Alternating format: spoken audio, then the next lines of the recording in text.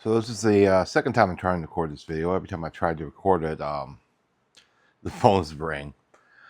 I didn't meet my goal of video recording the past couple of days. I've had a couple of things going on that I need to take care of, and I'm also waiting on some new gear to for the pottery videos to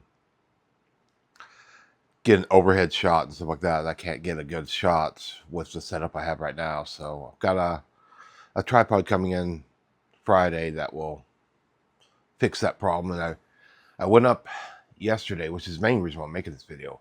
I went up yesterday to Oklahoma City to a company called Mammoth Clay, right in the center of downtown, um, near about 2 miles from Penn Square Mall. And they have this. It's the only clay manufacturer in Oklahoma. They manufacture their own clay. They just design their own clay. They make it. They sell it. And they seem to be doing pretty successful. I talked to two of the women that were there yesterday who are very, very friendly, very knowledgeable, um, and kind of talked shop with them a little bit. They talked about because I was really impressed with the business. They talked about their plans for expansion. They talked about they're going to be possibly building a full-size wood fire kiln next year, um, or this fall. So really exciting stuff. They host raccoons there periodically, which will give me a great opportunity to make some raku pieces, which I haven't done since college. Um, and Overall, it was a wonderful experience. It was nice to be able to chat with some actual professional potters. One of the women that works there apparently was trained by one of Oklahoma City's potters that pretty well known as far as I know. He was 20 years ago. His name's Colin. He runs Paseo Pottery in the Paseo district. And this girl apparently, or woman, sorry, apparently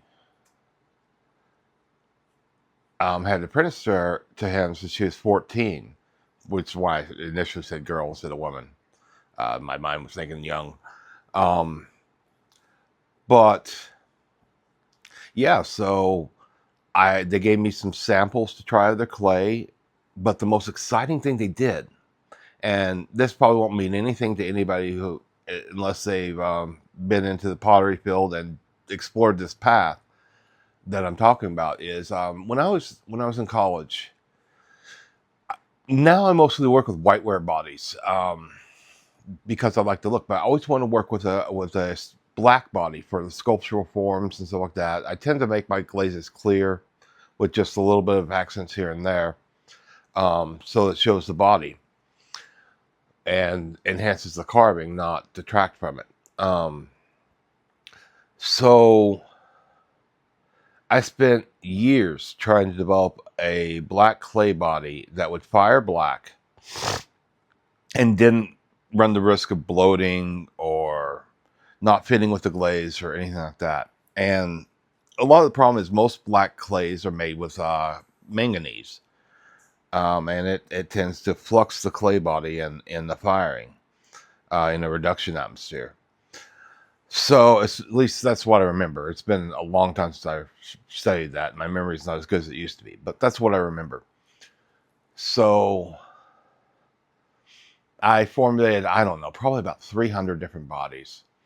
I even experimented with black iron oxide, which also is not good to use because it's a flux in clay, and it can also flux the glazes that go over it. If so, I was never successful at it. And I tried several that were commercially formulated, and none of them were satisfactory. Excuse my yawning. I don't know why I'm yawning so much today. So none of them were satisfactory. And when I went there yesterday, they have a black clay body called Mammoth, which is a smooth clay body, so perfect for carving. Cone 6, so mid fire. Not, I don't have to worry about getting the cone 10 temperatures. In the rocket kiln I'm going to be building.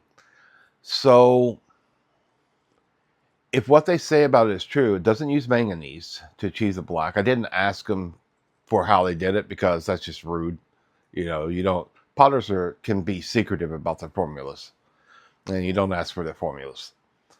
If they give them to you, it's wonderful, but you don't just straight up go, "Hey, can I have that recipe?" Because they're in a business. They need to keep their secrets proprietary. But if what they say is true, that it reacts well to glazes, it doesn't bloat, and then if you fire it to I think they say either it's supposed to be a cone 6, but to get the best results, I think you have to fire it to a hard cone 7. But it's vitrified at cone 6. But to get the full color development, you need to go to a hard cone 7, where the cone 7 is almost laying flat.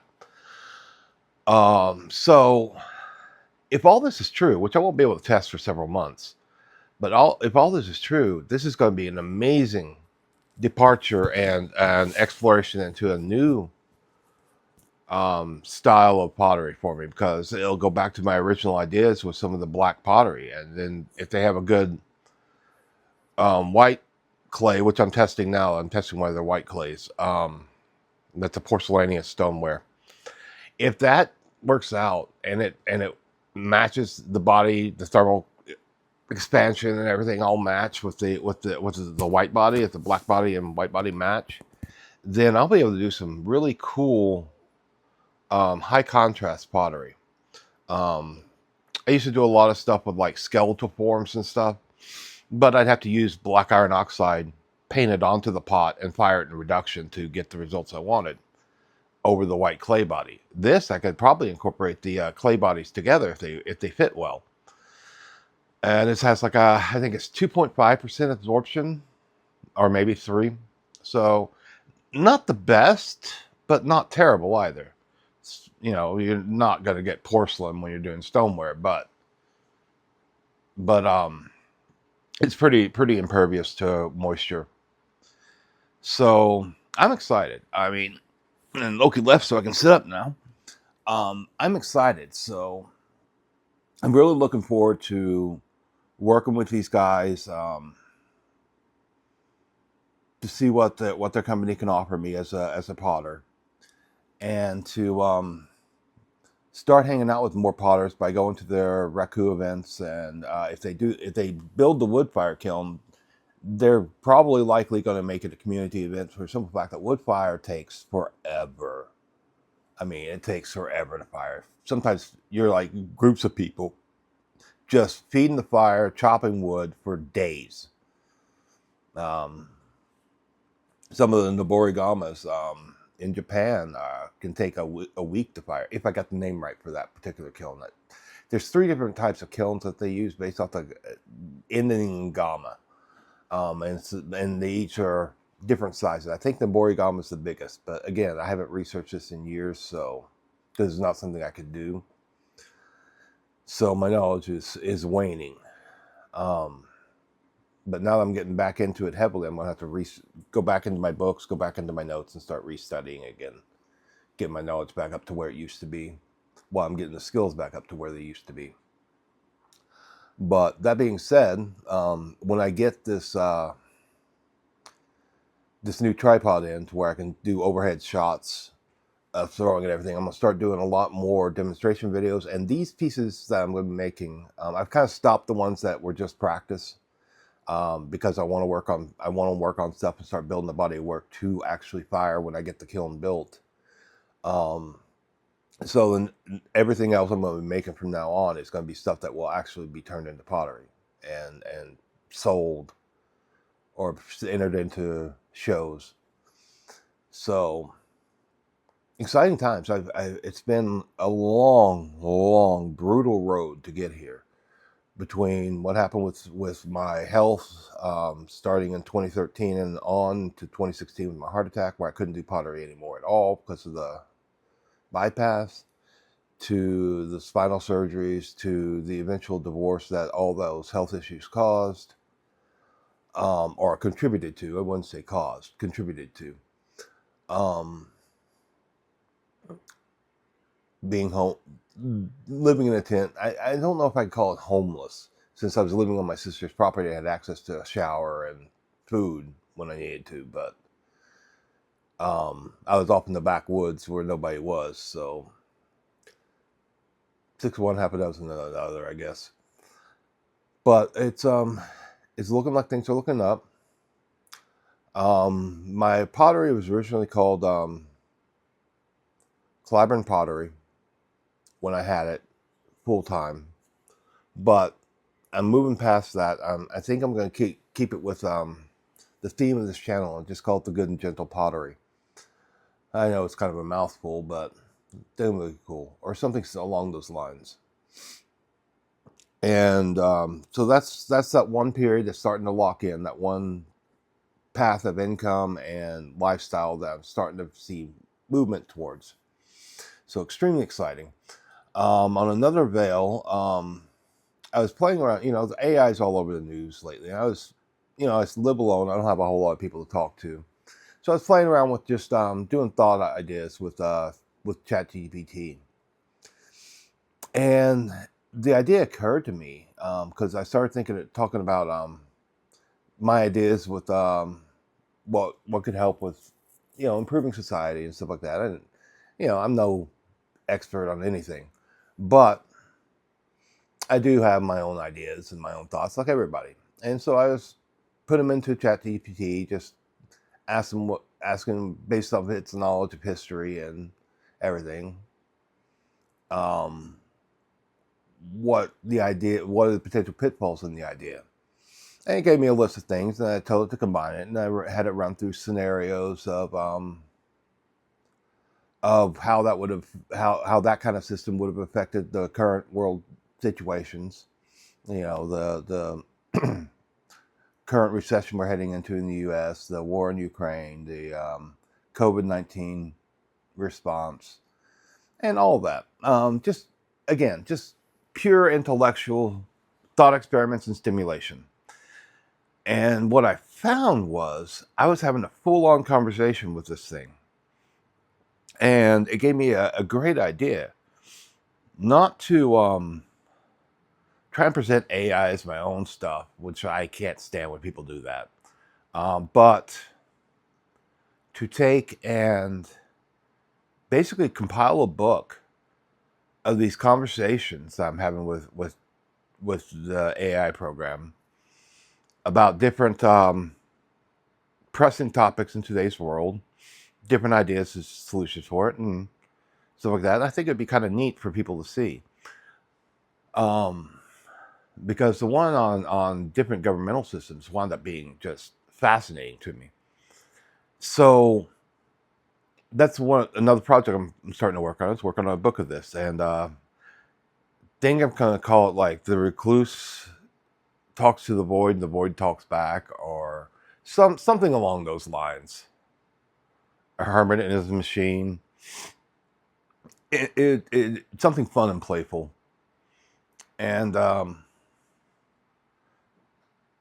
yeah. So that's my next project. In addition to my the t-shirt company I'm working on, the other project I'm working on with my best friend that is secretive for now, and then the pottery, and then if I can get to where I can get my drawing skills back up 100% instead of having to use a computer, keep things steady. If I can draw on canvas and paper again like I used to, without having to rely on like Photoshop or whatever, correcting your lines if they squiggle a little bit. If I can do that, then I'm going to start entering into galleries with my art again. So I'm starting to see the light at the end of the tunnel. I'm starting to see plans come into fruition that's been years in the making. And I'm starting to see dreams that I had given up on before the divorce because it was not something that was compatible with what my wife wanted with her life. I'm starting to see all those dreams I gave up on starting to be possible again. Now it's just a matter of doing the work, making some money, and moving more and more forward to where maybe eventually I can buy me a piece of land and set up a pottery on that land. My ultimate goal, other than one, I have two separate goals, and they're competing goals, but they could probably be combined. I want to open like a healing retreat. Um, People come in for learn meditation and wild crafting and art and stuff like that. Kind of a way of slowing down and getting away from the fast pace of modern society, disconnect from technology for a couple days, a week, whatever. But I also want to set up a artist artist studio or series, or that's, how do I word it? There was a place where I lived in Jersey that was run by a couple of old art enthusiasts, and all it was an old like mobile building that wasn't mobile anymore, and they converted it into art studio spaces. Um, They'd be like 5 by 10 or 10 by 10 or 20 by 40 spaces inside this building, and artists would come and rent it out, and they'd have a gallery in there that they could display the work, and they'd have nights where they'd have like open to the public for like paint and sips and gallery events and stuff like that. So I want to open something like that up here in Duncan, because there's nothing near here like that.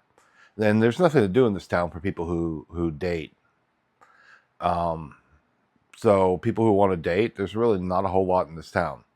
And the nearest place is that has any kind of entertainment is Lawton Fort Sill, and that caters mostly to the military. So that's more. There are probably more strip clubs there than there are like dance clubs. Um, so if you go by that route, then you're probably looking at Oklahoma City as the closest place. It's also the closest place to get any decent art supplies, um, and the closest place to get any at all supplies for ceramics and pottery. So if I can create a place that has like an art store in there for local crafters that people can go into, as well as like ceramic supply and stuff, and I'll work with Mammoth Clay up in the city to be the supplier for the clay. If I can do that and have a piece of land where I can set up a healing retreat on, then I'll finally get to achieve my goal. And these are all baby steps I'm taking to get to that final end. And it's requiring a lot of sacrifice, I mean, it takes a lot out of you. I don't really socialize. I mean, not just don't date. I don't socialize because it's really, if I want to achieve my goals, I don't have the time.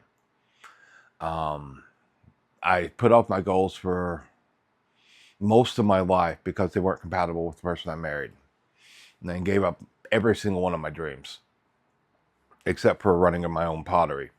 And that wasn't even like, it wasn't, I could never scale it up to anything major because it was run out of my basement and just in online sales and stuff. It made decent money, but it wasn't like anything I could permanently live on. So I've never truly achieved that goal either. That was more like a hobby that paid very, very well, though it was a business. But when you compare it to other businesses, it was just a hobby that paid really well. So it's looking like I can achieve my goals. Now, the only two hangups right now I have is finances and my health. The finances will take care of themselves as this builds up and moves forward. My health is always going to be a wild card because I've got so many issues. I don't know what's going to happen with my health from day to day. And so if that holds good, if that stays steady the way it is right now I'm not experiencing anything bad, but I just had that stroke in June, so who knows what could happen tomorrow or today. So I'm just taking it a day at a time and just focusing on doing my little steps to achieve my big goal. But this is running long, as I tend to do, because quite chatty when I want to talk. Probably because I keep it all inside all the time. But yeah, so plans are in place. I'll start filming again Friday after that tripod comes in. I'll start filming my pottery videos. The weather's getting better and the flowers are starting to come out. So I'm probably going to take a trip to the Wichitas. I don't know, next few days or next week or two, and get some footage that way. I'm working on an idea for a intro reel for the channel, and I'm going to get some footage in the mountains. I'm going to get some footage of throwing, some footage of painting, and then we're going to the medieval fair. Me and my best friend and her kid and the person she's met. We're all going to meet at the medieval fair on Saturday, and I'll try and get some footage there of that event, and that'll be fun to add into the reel, kind of showing stuff I'm into. So things are looking hopeful, things are looking promising, and yeah. So I'm not sure I'm going to be posting another video tonight. It just depends on how things go today. I've got a lot of stuff I'm working on today, but I will restart my daily posts starting Friday, morning and evening posts, and also at least one throwing video every couple of days, if not one every day, if I can achieve that. Because I want to start getting production done, and I want to start producing a lot of stuff until I run out of room, and then we're gonna have to hurry up and get the kiln made. And I will be filming the kiln construction as it happens. So, on that note, I hope everyone has a great day. I hope everybody's life is going well. And again, if you like the content, subscribe, because things are going to start looking up pretty soon. And these videos are going to get a lot more interesting than just me talking in almost my autistic monotone voice. But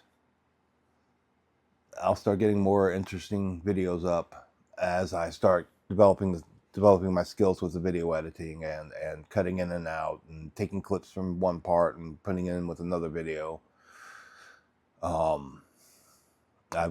finally got a good video editing software that I'm trying to learn right now. Then excuse me. So yeah, I'll keep everybody posted as it happens for anybody who's interested. Not that this channel has any subscribers yet, but maybe eventually it will. And if it doesn't, again, video diary.